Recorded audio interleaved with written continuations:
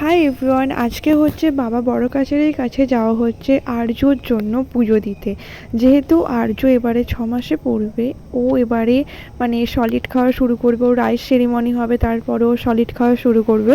তো সেই কারণে তার আগে হচ্ছে বাবা বড় কাছারির কাছে পুজো দিতে যাচ্ছে। বাবা বড় কাছারির মন্দিরটা হচ্ছে শিব মন্দির, এখানে শিব ঠাকুরই আছে। আর আমরা গিয়েছিলাম ঘোড়ার গাড়ি করে, মানে আর্যকে নিয়ে যাওয়া হয়েছিল ঘোড়ার গাড়ি করে। আর ওর জন্য একটা গোপাল ঠাকুর নিয়ে গেছিলাম, এই সেই গোপাল ঠাকুরটা খুব সুন্দর দেখতে গোপাল ঠাকুরটা। এখানে ওকে ন্যাড়া করা হচ্ছে, যেহেতু চুল দিয়ে পুজো দেওয়া হয়।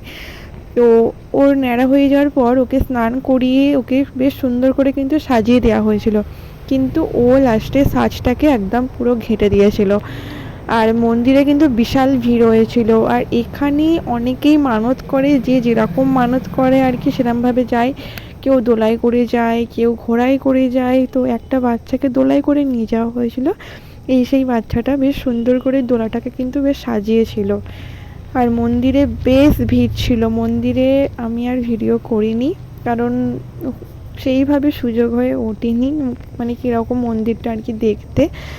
তো এখানে ফটো তোলার পর তারপরে এখানে ব্যান্ড পার্টি বাজিয়ে বেশ ভালো করে পুজো দেওয়া হলো। এইভাবে সাজগোজ করে কিন্তু ওর পুজো দেওয়া হয়েছিল। তারপরে খাওয়া দাওয়া হয়েছিল, আলুর দম, মুড়ি, বেগুনি এইসব ছিল, আর মিষ্টি ছিল। তো আজকে এই জন্য দেখা হবে পরের ভিডিওতে। Bye bye.